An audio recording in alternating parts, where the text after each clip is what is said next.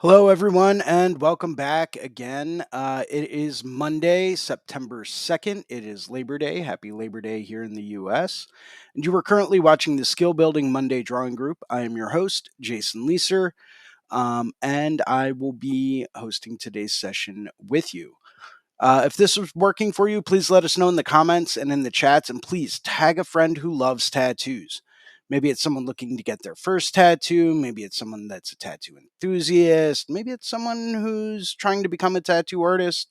Maybe it's someone that is a tattoo artist already and they're just trying to get better. Tag everyone you know that loves tattoos. We're always trying to help get the word out. We've gotten a lot of great feedback about these shows, and we're just trying to pass that word along. And welcome to Guy Aitchison's Reinventing the Tattoo Community, where tattooers, apprentices, collectors, and the curious are encouraged to join in these live streams, real world events to share and inspire and ultimately create better art and tattoos together. We beam out nearly every day, and with your help, have evolved into a quality network of amazing live and on demand tattoo and art shows that have all been receiving rave reviews. You can find Reinventing the Tattoo at www.reinventingthetattoo.com. And you can try it out for free. There's no obligation to get a subscription right away. We do offer three different options for you to try it out. The first option is to take a sample webinar from the Reinventing the Tattoo Canon. Kind of gives you a little behind the scenes peek at what it's like to have a full Reinventing the Tattoo Canon subscription. The other option is to take advice from Guy Aitchison about your unique goals, which can be really helpful if you feel like you're kind of stuck in a rut and you don't really know what direction to move on. If you know that there's something you need to be improving, but you're not quite sure what it is, it can be a great way for you to go through and get a little bit of insight onto what you could possibly be working on. The final option to go through and try out Reinventing the Tattoo is to take a comprehensive tattoo history course from Jay Brown. For fellow tattoo history nerds such as myself, I can't recommend this course enough. It's absolutely enlightening and really takes you through all of the nitty gritty of how we got to be where we are today. At reinventingthetattoo.com, you can also find a full event schedule with full weekly and special event live stream details. For example, if you wanted to jump into today's session, you could easily go to reinventingthetattoo.com, click on the events area, and you'll see a whole calendar pop up that's populated with different live stream events going on. It's real easy to get to, and it makes joining these shows really, really easy. At reinventingthetattoo.com, you can also find a full event schedule with full weekly and special event live stream details. Oh, I just said that. Way to go off script, Jason. Thanks. You can also find access to the Reinventing 24/7 channel. It's a live stream channel. It's got about 13 different episodes going at any given time, 24 hours a day, 7 days a week, and is available on all web enabled devices. You can also find access to a whole host of professional development workshops and on demand seminars from over 20 world class tattooers. For example, if you wanted to learn how to draw letters like BJ Betts or tattoo a skull like Bob Tyrell, maybe you've got a little bit of a different style and you want to learn how to tattoo a little bit more like Andre Malcolm. Well, guess what? We've got seminars on all of that and a whole lot more, all available at reinventingthetattoo.com. You can find us on both of the app stores, the Apple App Store and the Google Play Store. You can also find us on YouTube at our Reinventing the Tattoo YouTube channel. We also have a Reinventing the Tattoo Roku channel, which has 12 to 15 different episodes going at any given time, 24 hours a day, 7 days a week, and is available on all Roku enabled devices. So you can always find us on Roku, stream it in the studio. Maybe you're at home on a day off like Labor Day. Go through, take a look, stream it. You never know what you can learn. You can also find us in all of the major podcast directories such as Apple and Spotify. Or you can do what most people do and just open your web browser and do it for reading too. Find it all except for the book, which is still currently out of print. I'm still trying to save a little bit of money so that I can find a copy, which are really expensive. They are out of print. Um, I will get my hands on another copy, so it will happen eventually. Once again, if this is working for you, please let us know in the comments and in the chat. And please tag a friend who loves tattoos. Um, we have a number of weekly shows, these staples that we always encourage people to tune into.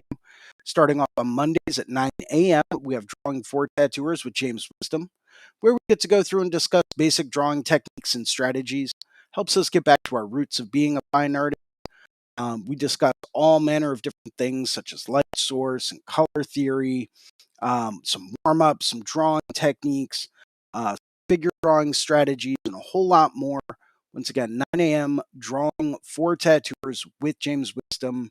That's on Mondays at 9. Following that, you have this show, which is the Skill Building Monday Drawing Group, hosted every Monday at noon, come rain or shine. Uh, haha, it's online, so that doesn't matter. Unless there's like a zombie apocalypse that breaks out, then I might not stream on Mondays. But otherwise, you can usually find me on here Mondays at noon for the Skill Building Monday Drawing Group. And capping off Mondays at 9 p.m., we have a subscribers exclusive drawing group with Sandy McAndrew. Now, you will need a subscription to join these Monday evening group. I can attest firsthand that the Monday evening drawing groups alone worth the price. In fact, we even have a subscription bundle right now where you can sign up for just the Monday evening drawing groups. If you're looking for a way to push yourself, to really get off of that plateau that you've been on for so long, if you know your work could be better, but you're not quite sure the best way to go about, getting out of that stage that you're in, trust me when I say subscribing to Monday evening drawing group alone will absolutely 100% be beneficial. I did it for the better part of 2 years, and you can notice a marked improvement from where I was when I first started doing it to where I am now.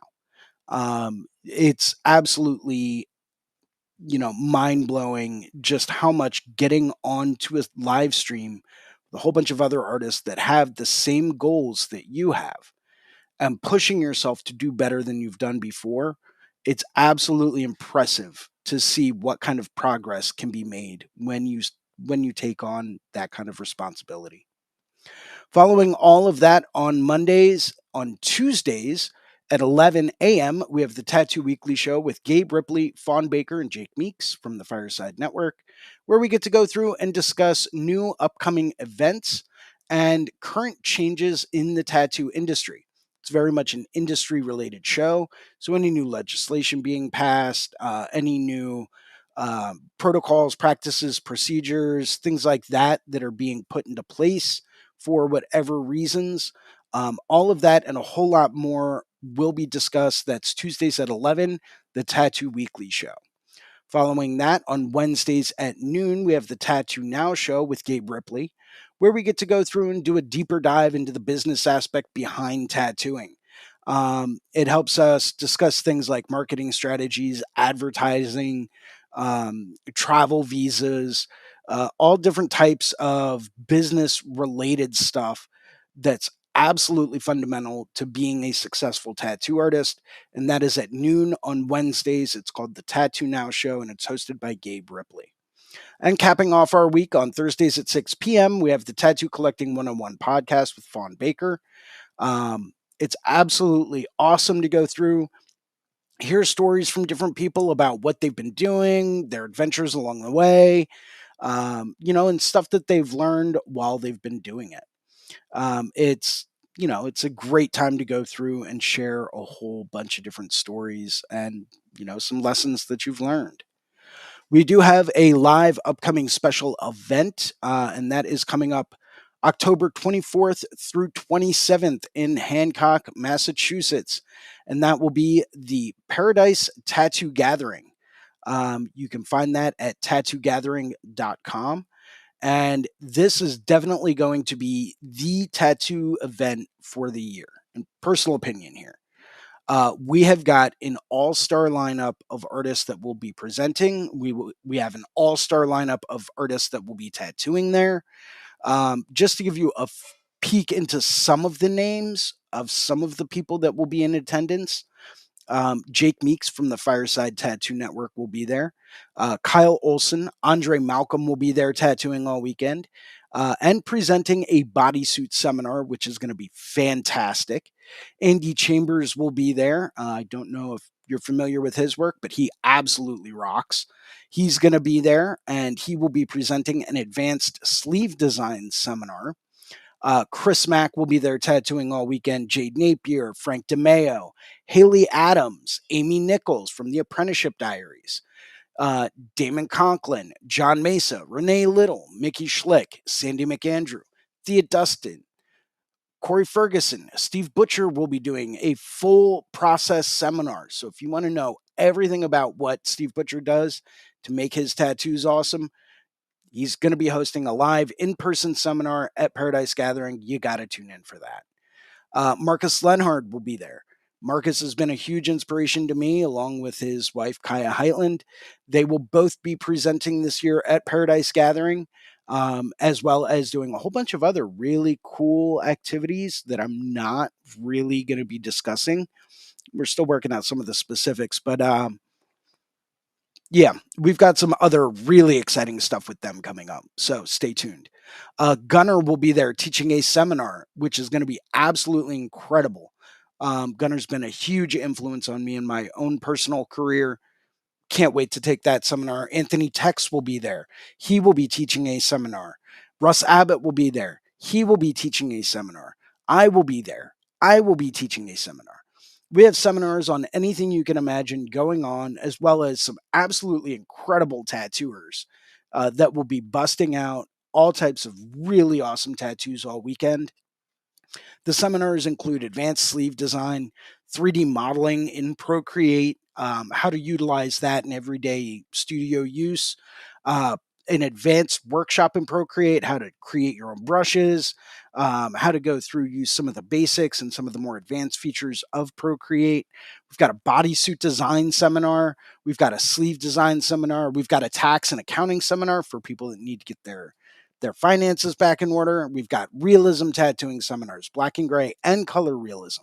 We've got all kinds of seminars for anything you could ever possibly want to know, all coming up at Paradise Gathering this year. And once again, that is going to be October 24th through 27th in Hancock, Massachusetts. Would like to go through and take a second to thank some of our sponsors and some of the people that make these shows happen. Starting off with, let's do that. And then over here, and then boom. Starting off with worldtattooevents.com, the largest, most comprehensive resource for tattoo events worldwide. They're constantly keeping everything updated. As we know, living in a post pandemic era, there are still tattoo events and conventions that are getting rescheduled.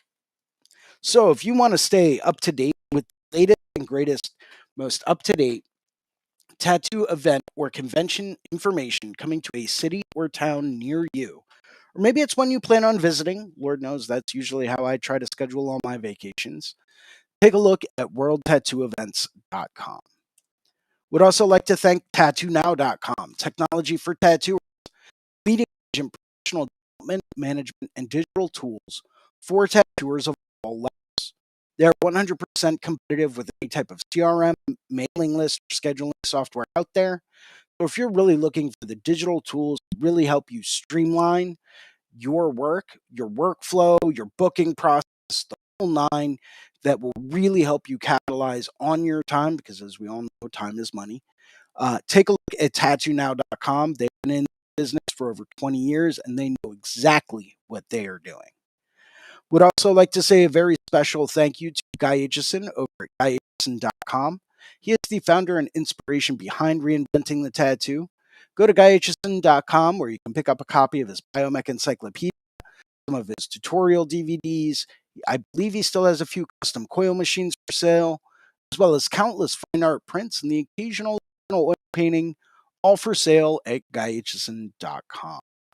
Would also like to say a very quick and special thank you and shout out to Amy Nichols at the Apprenticeship Diaries, my preferred place to send people that are looking to become a tattoo apprentice. Take a look at it. It's filled with absolute gold information. You cannot go wrong by just checking it out. Highly recommend it. As always, we ask that if you like today's show, go ahead and post a positive review on the channel. Help us get the word out. Make sure to hit that like and subscribe button down at the bottom of the page. That way, you always stay up to date with any new shows coming out and all of the new episodes coming out on all of the podcasts that we do. If you would like to host a Reinventing the Tattoo event, become a sponsor of our community, or if you are looking for a fine art or a tattoo critique, you can always email management at reinventingthetattoo.com. We will get back to you as soon as we can. That kind of wraps up the intro for us. Bum bum bum bum bum bum bum bum bum bum bum. And I'm actually just going to leave this in the corner for today.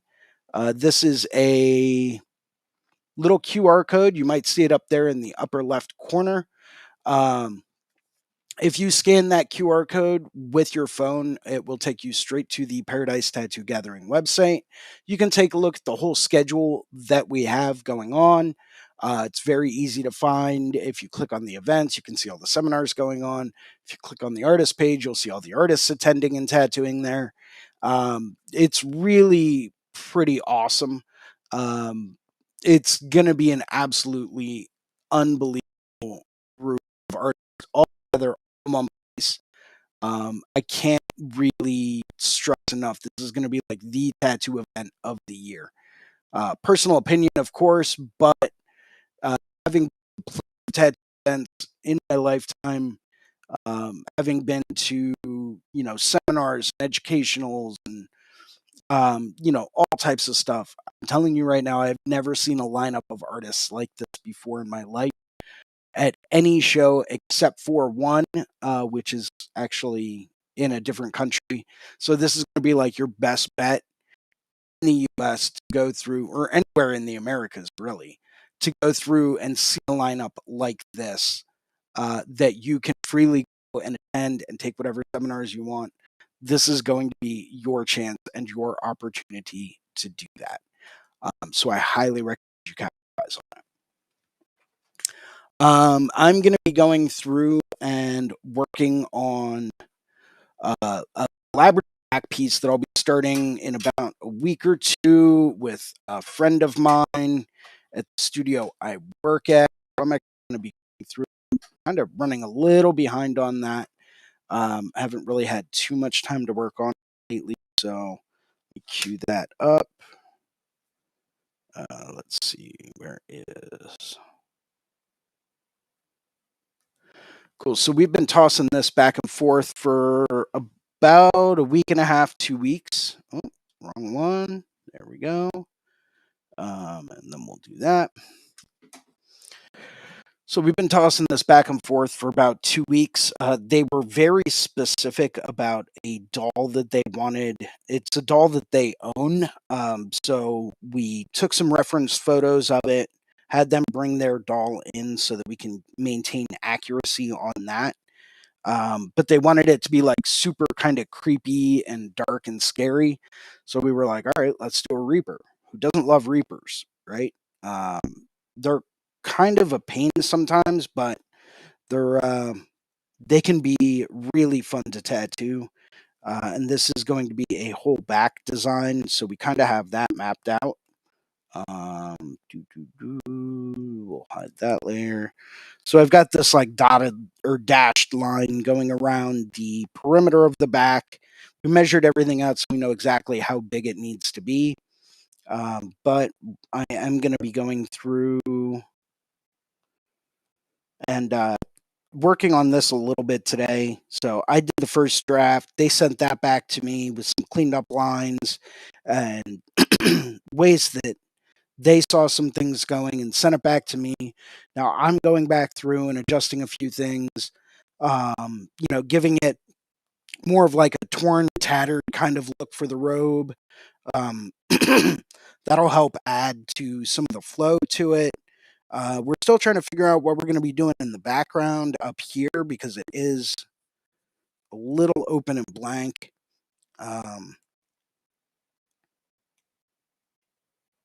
So we are still trying to figure that part out. But as far as right now is concerned, just trying to work on refining the robe a little bit more, getting maybe the scythe, figured out a little bit better. That's one of the challenges of doing collaborative design with another artist, is that especially if you go with an artist that has a very different skill set or style, or maybe it's an artist that's at a different stage, um, it can pose a bit of a challenge sometimes because, if especially if you have artists that are working with two different styles, or if you have people that are at two different mindsets on how they want it to look, it can make it really challenging trying to come up with something that is agreeable for both people, right? That both people will enjoy tattooing, that, is going to work well to um, kind of translate the topic of the tattoo. It's going to make it a little bit more challenging than a lot of people realize. Collaborative tattooing in general poses a lot of challenges, just with communication, understanding, understanding different stylistic tendencies, understanding different ways that people like things, and then coming to an agreed upon consensus. It's not very easy. Like I said, once again, especially if you're dealing with people that have a different style or different take on things or different mindset, different things that they like, or different ways that they like to see things done that are more visually appealing to them. Because as we know, art in and of itself is a very personal thing, right? It's very subjective. Everyone's got their own perspective and their own interpretation of what they like and how they like it. Hopefully, you guys are still with me. Does okay? Yeah, I think we're good again. And because it is very subjective, you never really quite know what someone's going to like, unless, of course, you clone yourself. But if anyone out there knows how to create clones, by all means, let me know. I could use one. Probably make my life a lot easier in certain regards, um, but yeah. So right now, I'm just trying to go through and tweak this out a little bit, give it some more jagged edges. Just give it more of like that torn and tattered kind of look. That's very easy. You just go through and draw some squiggly lines. Maybe leave a chunk out or something and then bring a tear back. A couple of little tear holes. I'm sketching all this out now, but I'll be going back through as another layer on top of this and refining the outline. So this is just kind of getting me the concept for the amount and type of detail that I would like to see in it. And then I will pass this back to my coworker, who will then take another look at it and pass it back to me again for, I guess, like a final revision. And then from there, we'll be set and ready to go and stencil it. We'll probably do a value study first. I'm big on that because if you don't do a value study first, then everyone gets kind of lost and they're like, wait a second, in which direction are we putting the light source? Yes, Creature's Cave. Yes, clone humor. Like the movie Multiplicity, I know I would end up in that kind of a predicament somehow. By the way, great movie out there. It's an older movie with Michael Keaton. Anyone out there that has not seen Multiplicity, you need to go out and watch it. It's awesome. Um, but if I find that if you don't do a value study before you get started on a collaborative tattoo, everyone ends up lost. And you'll have conflicting light sources that, you know, some people might turn around and say, oh, well, I thought we were going to do this light coming from here because this makes sense. And then, you know, you might turn around and be like, well, the last thing I remember was doing it like this, or, this is the way I think it would look best. So it kind of goes through and helps everyone get on the same page. Um, all in all, we're going through, our aim is to knock out all of the outlines and kind of map out some of our harder and softer edges during the first session. So a lot of this background robe stuff is going to be very, very soft in the background, right? Same thing down here. A lot of this stuff I'm not even going to bother like tweaking at all, because none of this is really going to matter. It's going to be so soft and vague. Um, but there are certain things that we will probably go through and do a bit of a harder line on, and that's areas like this.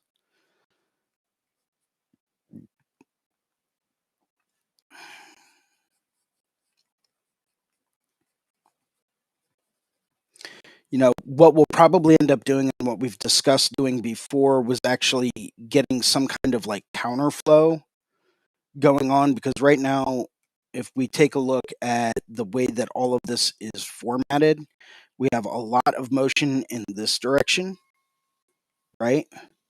So we have a lot of motion drawing your eye down. We've got the scythe, which is drawing your eye back up, but once again, that's following in that same kind of linear pattern. We have a little bit of the doll that's kind of crossing things. That's helpful. We've got the top of the scythe coming back around. Um, so that's nice. But there still feels like there needs to be something like here or maybe here, even though we're trying to really leave the opening where the sternum bone and the rib cage are. We're trying to leave that really, really open. Um, and that's because we really want to have like an interior glow going on there. So we're trying to figure out something else to really move your eye back down in this way to create some counterflow without going through and doing like the standard like negative space wind sweeps or anything like that. Um, so we're open to ideas. Both of us are going through and doing some homework and trying to figure out what might look cool to be coming up in that direction. Um, but it is what it is.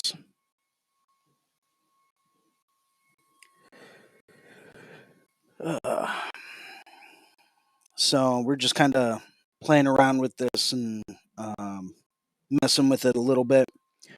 Today is going to be a shorter episode. I'm not trying to take everyone's day up. It is Labor Day. Go do things that are not labor. Enjoy your day off, because today is a day off, a day of rest. Um, Mondays for me are almost always days of rest, but that's just because I don't have to go to the studio on Mondays. Um, Other people do. That's fine for you, but I don't like Mondays. Mondays are not my favorite.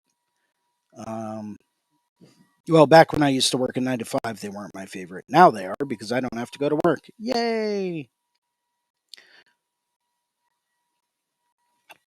So I already kind of figured out how I want the scythe to be.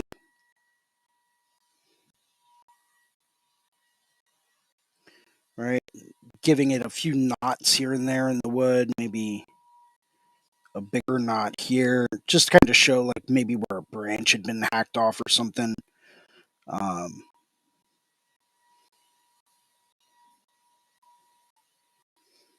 bringing this down a little bit more. We'll probably have this go all the way off the canvas, like all the way to the edge and over.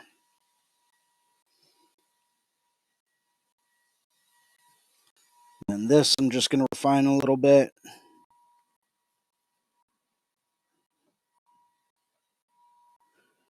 because I really want this to kind of traverse everything and like cross that boundary.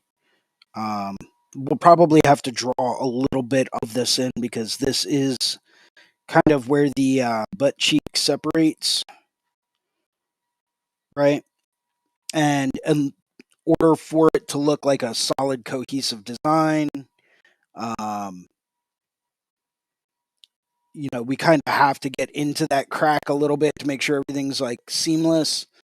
So it's not going to be super fun, but it kind of is what it is. Sometimes you just got to get in there and do that if you want to make sure it's nice and cohesive. Um, I have a feeling I'm not going to be this client's best friend after this tattoo, but they already kind of knew what they signed up for, so I can't really say too much.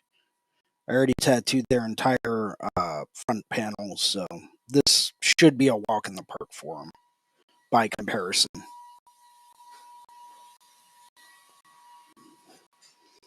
And then we've got just a couple of little wrist bones. I really kind of like the way that I've seen drapery bunched up lately. Drapery, I know for a lot of people, can be really difficult and really tricky when it comes down to light source. And making sure that it looks like different pieces of the drapery are actually folding over, how they would be folding over, where they would be bunching up. There's a whole like trick to that. Um, and I honestly couldn't even break down the trick that it is. Um, it just kind of is something that I've practiced for a long time and seem to be all right at. So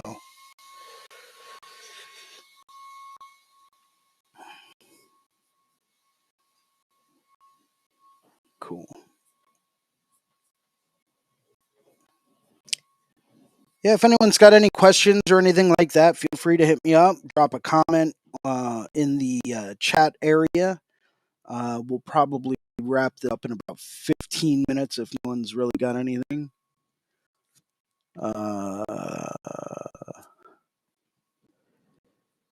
But like I said, it's going to be a shorter episode anyway because it's a holiday. Go be with family and friends and go have a beer for me. Um,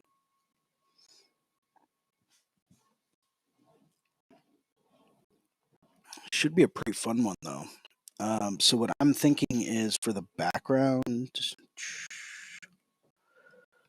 So if I take, mm, thought I created a brush just for. Here we go.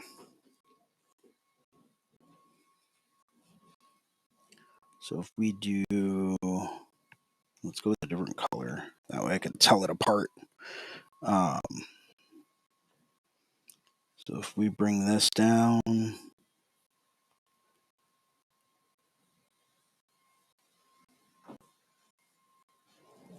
we need something that cuts across, but not too sharp. You know what I mean? So I'm just kind of playing around with some stuff here.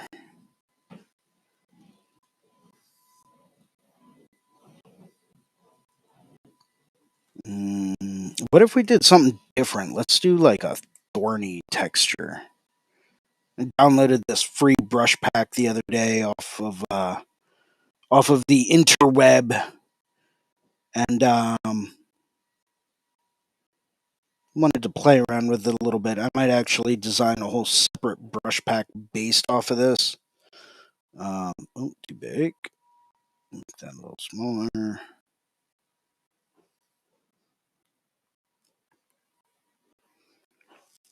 Mm.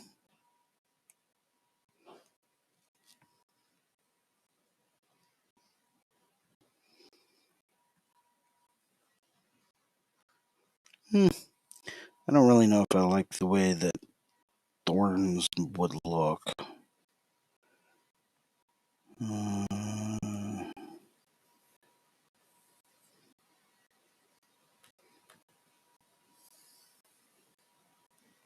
Especially if it cuts all the way across. Maybe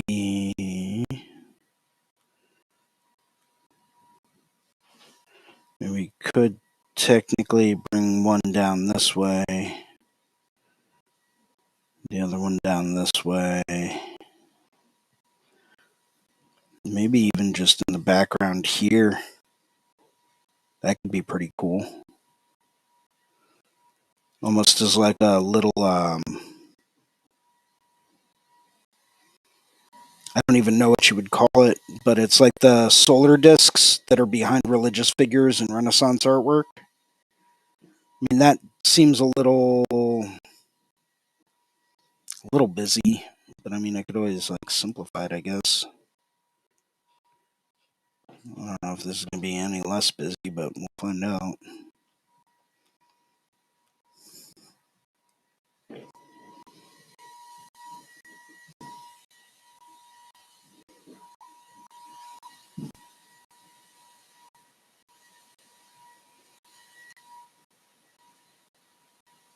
I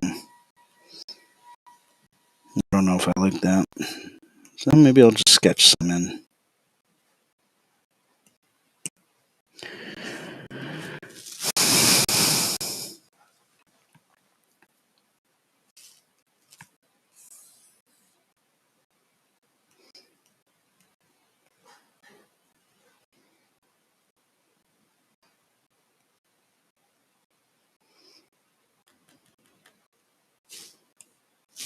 Bring this down.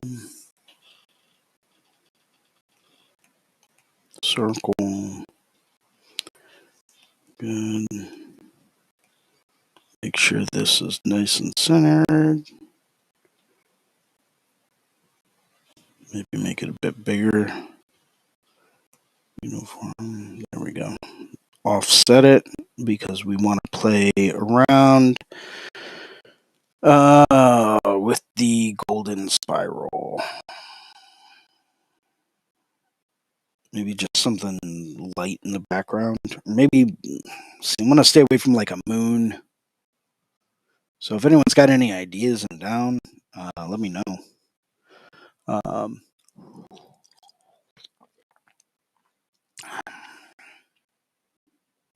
Maybe some negatives. Maybe we can do some thorns in the background and then thorns in the foreground. That could be cool.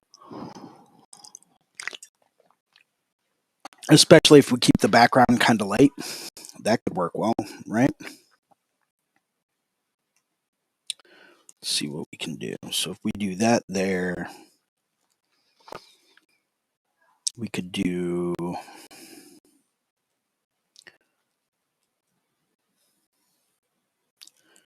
something like an S curve down at the bottom. Although if that's curving this way, maybe we would just do something to like balance. So we'd throw something like this down here. Just kind of bring your eye back over. See, but then we would have nowhere to end it up there because this is going to be radiating light. So we would have to kind of come across here. Although that should be broken up enough. Maybe do like a second set as well. And then that would be leading up.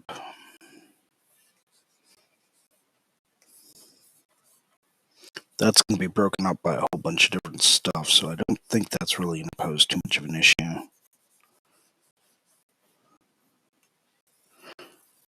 Whenever I'm just kind of mapping out ideas or sketching or anything like that, I always like to start off with a much larger brush. It's very, very light, very not opaque, just so that I can build on top of it on the same layer until I get to the point where I feel like it needs to be refined, in which case I'll create another layer over top that will be opaque.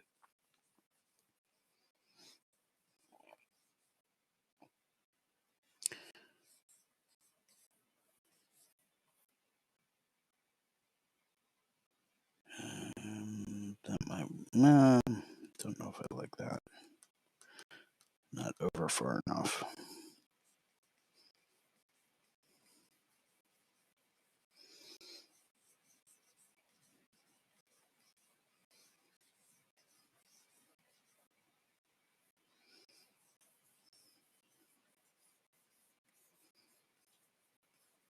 That part's going to be behind.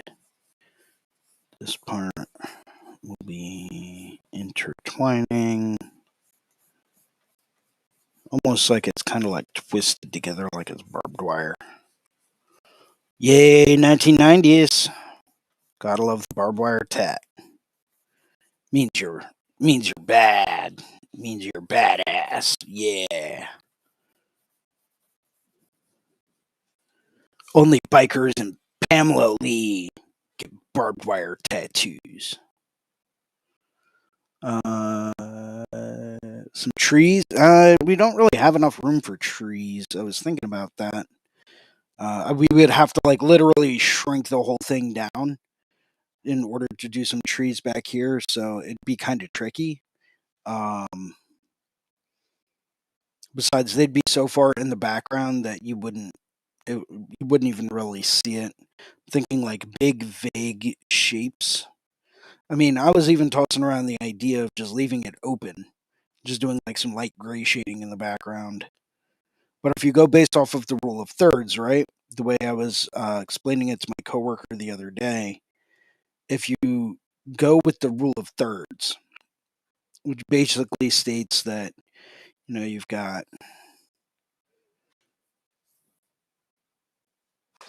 basically everything you do works within a 9-cell grid, right?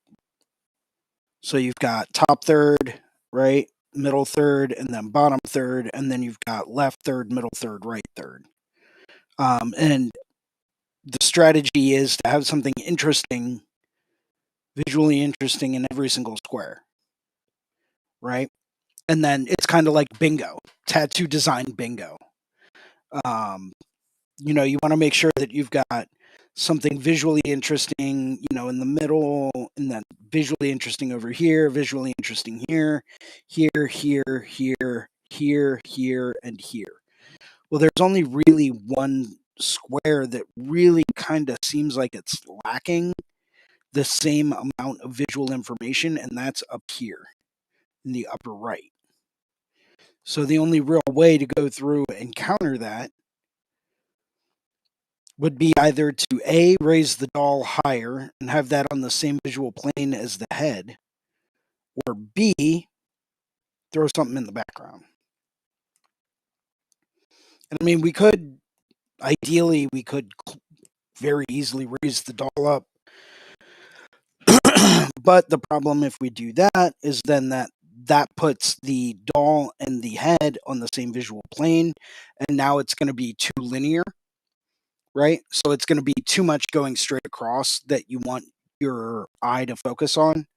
Right now, we've kind of got a really nice triangle going between this hand, this doll in hand, and then the head, right? So we've got a really nice visual triangle right here in the middle of the back. So that's going to be 3 primary elements, really moving around, really drawing our eye up and over so that our eye is constantly moving. We can even connect that down here to the bottom of the scythe if we really wanted to. Probably put like a little knobby guy down here too, like another little like sawn off branch or something. And then we could always continue this top part up as well. So now we've got a really nice Z kind of formation, like bouncing our eye all over the place, and then the scythe would bring our eye back down. As well, the scythe would also bring our eye back up and over. So it's really kind of visually moving our eye around the whole piece. But if we moved the doll up higher, right, that would kind of eliminate that.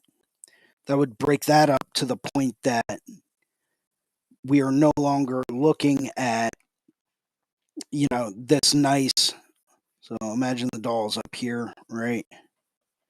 So now we would be coming up and over and down, and we lose that momentum because we're losing that visual. How can I say this? Like that diagonal line that creates visual movement.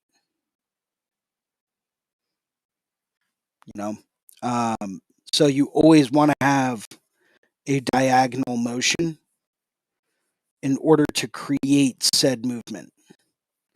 But if we, once again, if we brought this up, it would be too straight across, it would be too level,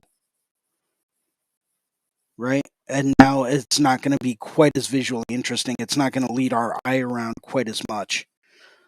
So I'm constantly always trying to create visual movement. And because we've got very, very linear things here, right? This is linear creating movement. This is linear creating movement. People's eyes are naturally drawn to faces, heads, hands, so we really want to make sure that all of that is in some way, shape, or form moving our eye around. Drapery is kind of drapery. This stuff's going to be kind of vague in the background. But as long as we've got a pretty decent, way to move our eye around almost in a figure eight pattern, then it's going to create visual movement. And that's ideally what I try to go for, especially with large scale pieces. You have to create that visual sense of motion.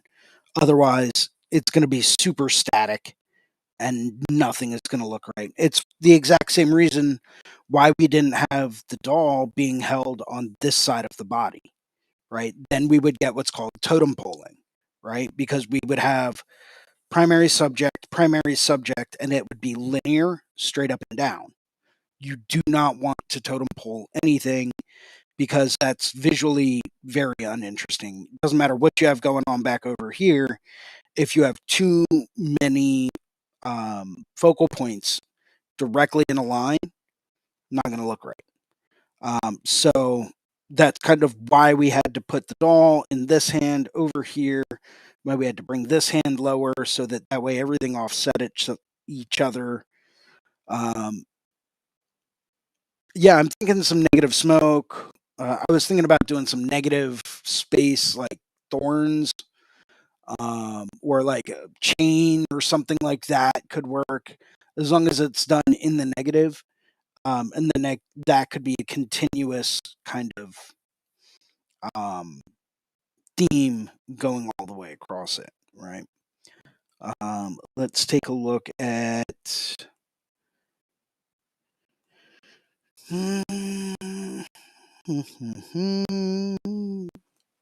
We'll play around.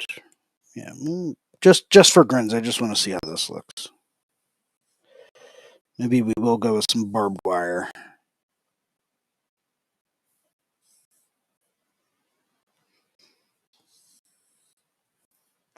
And then we could balance that out by doing this. That way we would have some in the foreground down here.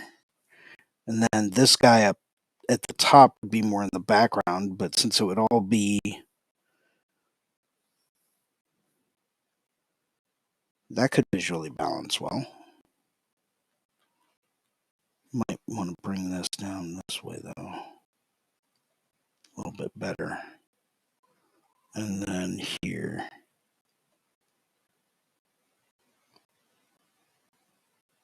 Yeah, maybe I'll do that. Might turn that into thorns or something, but I mean, by having this, where is my sketching brush? There we go. So by having this here balanced out with this, I think that'll really help. I think that'll give me the visual balance I was looking for. Cool. I just figured that out. Now it's time to go and draw it. Yay. That's going to kind of wrap up today's show. It is Labor Day, as I mentioned before. Go spend time with family and friends. Go do some fun stuff. Have a beer. Cook out on the grill. Who knows? Do something fun. For everyone that is interested, that QR code is still up in the corner. It's Tattoo Gathering. Should take you directly to the website. Hope I get to see everyone there. It's going to be an absolutely awesome time. We may also end up doing another drunk critique while we're at Paradise Gathering, so that should be a very hysterical time. Hopefully I don't make an ass out of myself. But until then, thank you everyone for tuning in. It's been a pleasure and an honor as always. And I will see everyone again next Monday at noon here live on the Reinventing the Tattoo channel for Skill Building Monday, episode 166. Thank you guys very much. Hope you have a great day. Take care, and I'll catch you next week.